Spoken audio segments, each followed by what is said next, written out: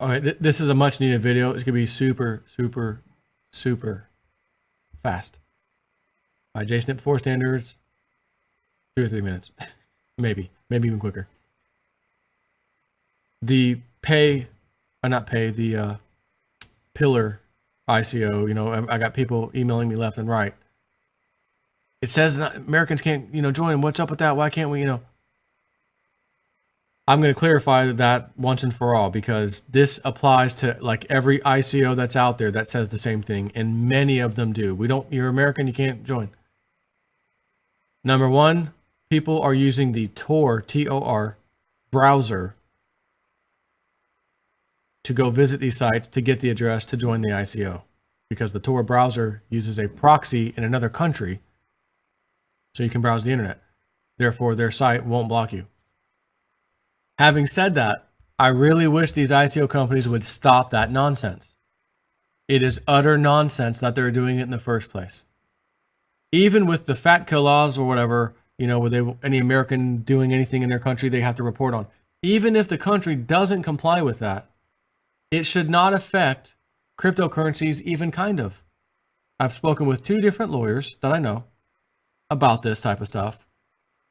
A cryptocurrency, as well as the tokens, especially the tokens we're talking about, because that's what these ICOs are, tokens that ride on the Ethereum or another coin's blockchain. In this case, most all of them we've dealt with are Ethereum. But they're tokens. These are not shares of a company. These are not shares of a company. These are not even considered investments per se. I mean, they are in the fact that you're sending them these tokens or these coins, Ethereum, to do it, to get a token back. But Ethereum is not defined as money by any law. Ethereum is not a currency. It is not money. It is simply this object you have. You're bartering for another object, and that company wants your object and is going to take it, give you a token back, which is just some object, and then they're going to take yours and go to an exchange and sell it for money. That's their problem. If someone's willing to pay money for a digital object that is not defined as a securities, as a stock, as a share, as anything like that, they're allowed to do it. And so can you. There's nothing out there that says this is even kind of illegal. And all these ICO companies, one of them started it. No Americans, and then the rest of them said, oh, we need to do the same thing. We just want to be safe. Let's do the same thing too. Which is why everybody who's an American is finding a way around this nonsense and going and using the Tor browser and getting in anyways. I can't find a single thing that says even if you do that, go around it, because they said we don't want you doing this if you're American. Even if you somehow were able to do it, you didn't break any laws. You didn't break any laws. I can't find anything that says you would. I've talked to 2 lawyers about this. They can't find anything. I don't think we have anything to worry about. But in the beginning, I got my guy in the UK just in case. I've been spending a lot of time researching all this. And I feel safe now to where I could literally tell him, go ahead and give me my cut of stuff. You keep your cut and I'll handle mine myself. I could, do that right now. But there's nothing to be concerned about. Again, there's nothing to be concerned about. Even if the ICO companies in the future still do this nonsense, Americans can't come. Okay, yeah, I agree. I'm not an American. Thank you. Tor browser, give me the freaking code. Boom. You are trading digital items. We call them tokens because that's what they are. They do stuff. It's like software. You're paying for software.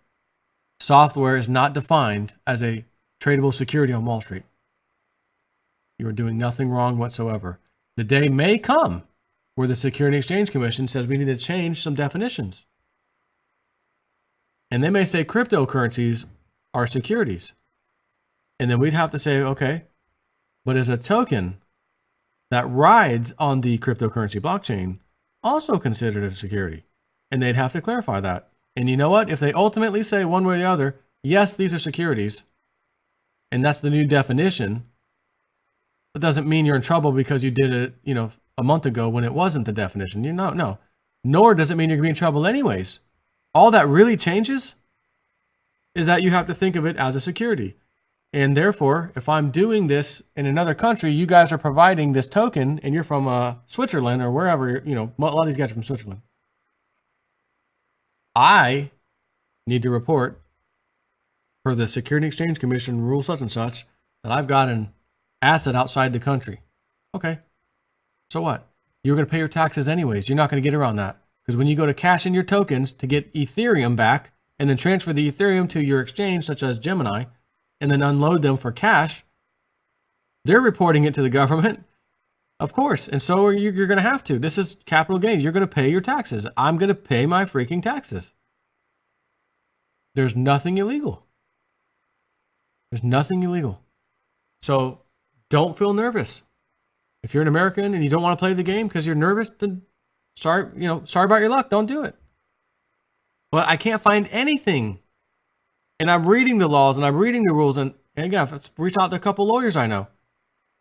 You look in this, they're not defined as anything. You can do whatever the hell you want with them. Okay, that's pretty much the answer. Okay, thanks. So I want to clarify that. That's it. 2 or 3 minutes, my butt. Anyways, take care.